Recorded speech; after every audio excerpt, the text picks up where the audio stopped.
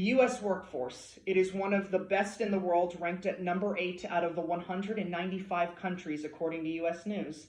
The people who work in our workforce and corporates help to ensure a bustling and a stable economy.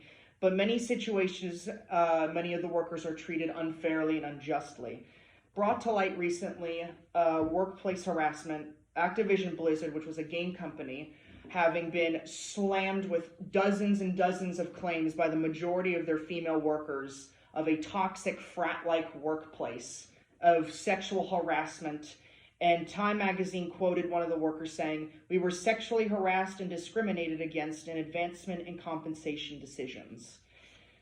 So I've witnessed firsthand harassment in the workplace. I saw it and I immediately brought it to my boss's attention. And my workplace immediately implemented new policies to ensure a safe and trustworthy environment at my work. It is unacceptable in the first place that this happens ever in the U.S., especially the U.S. And I would like to talk about some policies and advice or changes that we can make to fix or mitigate problems and make a safer and more tolerable work environment.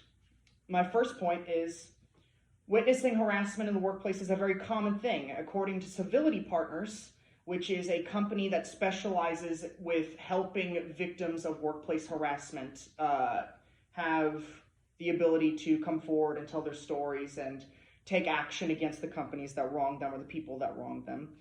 They say that 45% of 500 respondents of a survey had witnessed coworker harassment, and 53% of the victims were too scared to report it due to feeling that the environment was too hostile towards them, that if they were to, they would be punished, which segues into 55% of all U.S. workers who are victims of workplace harassment are in fact punished for reporting the problems, according to Inspired eLearning, which is a pro-business safety company that helps businesses practice safe workplace and implements rules to make it more appropriate and acceptable there.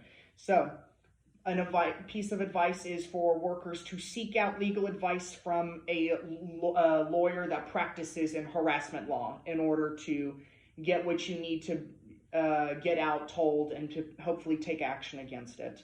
And seniors and CEOs, people in those positions, should do as the best they can to train good HR, unbiased, and crisisprevention.com recommends that every business should implement a toll-free hotline for people to be able to call in and report a problem without having to go to directly a higher up to feel safer for themselves. So that's something that supervisors can do to help, but sometimes supervisors, unfortunately, play a part. 72% of victims are harassed by supervisors or people in higher positions, according to Inspired eLearning. Managers, though, can help lower this by attending a mandatory safety meeting and making a non-toxic environment. Also, they should be willing to speak formally and informally in work and off of work about these things and to help their coworkers. Because managers, or employees may find it safer to talk to them as they are closer in status. And employees, at the end of the day, also should be able to help make change. Workers should be responsible, period, to ensure the safety of their fellow coworkers.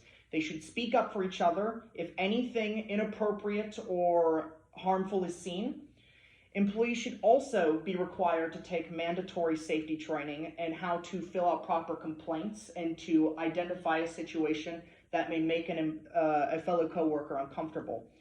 Employees should respect other employees how they would want to be respected. If they are to witness anything, they should put in a complaint, and they should put in the effort to help out their coworker or to talk to the person that is making their coworker uncomfortable, figuring out why it is that they're doing this and hopefully put a stop to it. So, to wrap up, we've seen how bad it can be, but we can easily put in the effort and make the change as a workforce in the U.S. Management CEOs can make it more comfortable for their workers to be able to report these things and feel safe without having to feel that their job is threatened or at risk.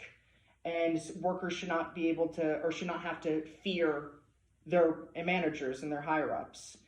And one day I hope that we can get this statistic down to 0.